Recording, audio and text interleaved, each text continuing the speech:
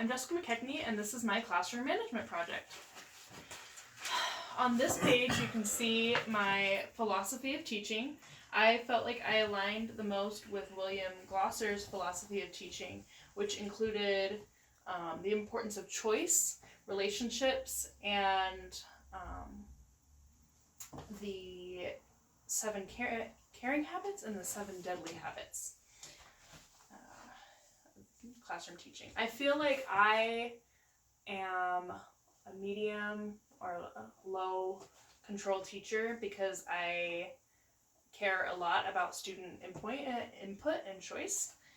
Down here is kind of a symbolic representation of my philosophy of teaching. I feel like we as teachers are kind of like bees. We help pollinate the flowers and give them what they need to grow. So we help our students have what they need to grow, but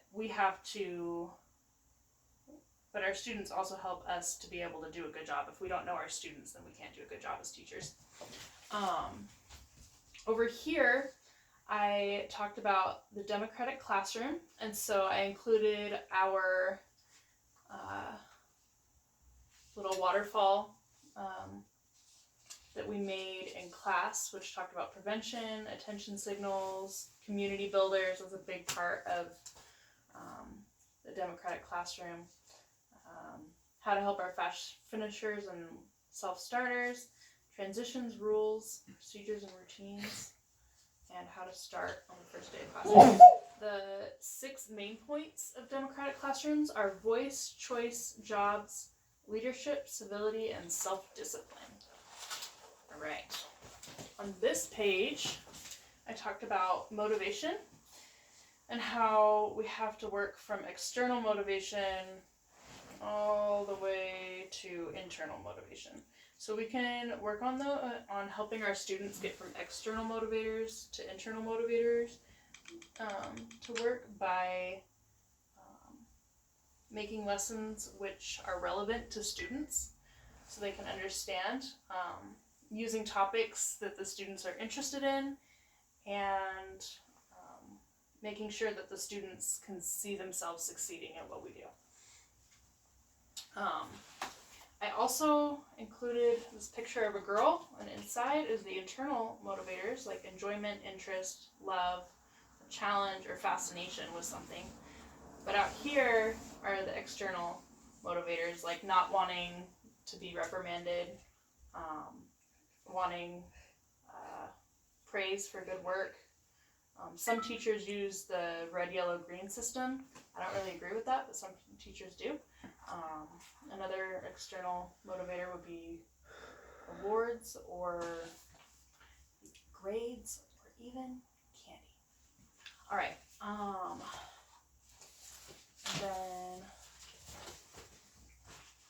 over here I talked about my rules. So my 3 class rules would be to be respectful, be safe, and be helpful. Some positive consequences of keeping the rules would be words of affirmation, like praise for doing a good job, extra free time, or extra opportunities to help. I know that might sound like more work, but kids actually really enjoy that for some reason. Negative consequences might be not to sit by their friend or to lose a certain privilege. They're going to be things that relate to the behavior that's being demonstrated. And then I'll establish my rules by clearly stating them and discussing them, and then using different ways to teach them. For procedures, it's important to know what the procedure looks like, what it sounds like, and some examples of procedures I used on here were like lining up for recess, how we act in snack time, how we act when we're doing our video time, or like dance videos, and what we should be doing when the teacher is teaching. Verbal cues, like give me 5, or freeze, or using other verbal cues help get the children's attention.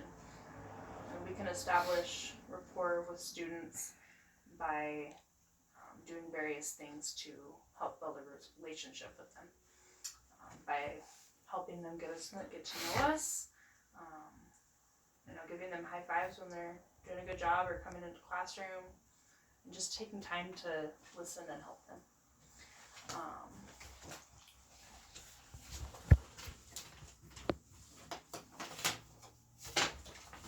Here I talk about interventions, so things we can do to help motivate the students in a way also, but like a reward system is what the bubblegum machine talks about, or you can put die cuts on their desks and tally them when they're doing good things throughout the lesson, or a point chart where they can get points for doing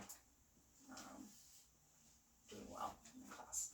And then I arranged some behaviors from mild to severe behavior concerns, and then some responses to bullying, including understanding why, understanding how they're being bullied, and when,